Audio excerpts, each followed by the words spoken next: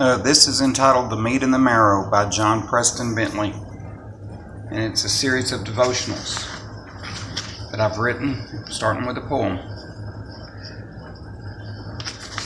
It goes, the meat and the marrow, the rich and the sweet, giving life so complete. It's straight and narrow, with bones tightly knit.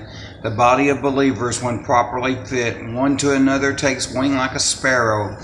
Praise, prayer, and power, because grace and mercy built this tower, that one finds comfort within from the ravages of sin.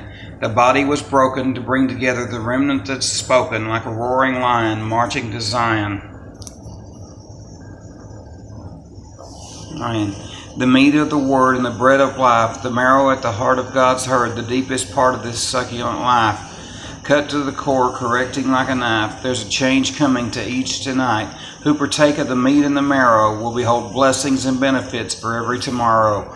Cocoa and caffeine that stimulate the mind, lifting us up above the daily grind. The fat adds flavor to sweeten and savor. It's the joy of the Lord.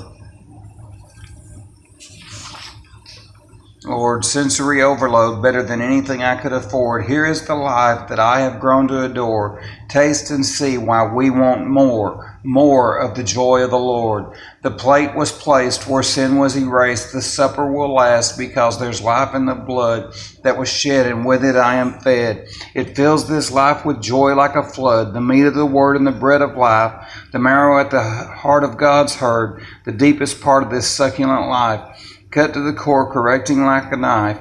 There's a change coming to each tonight. Who partake of the meat and the marrow will behold blessings and benefits for every tomorrow. I started this on May 26th, but I'm starting video recording it now.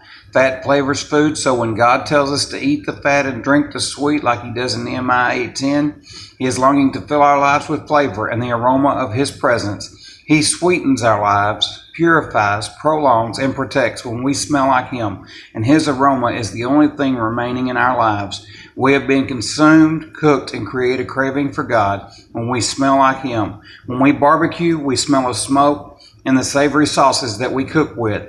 May our spirits smell as if we have been consumed by the presence of God today. May we live lives with a craving for Him. May we taste and see how good God truly is today. Amen.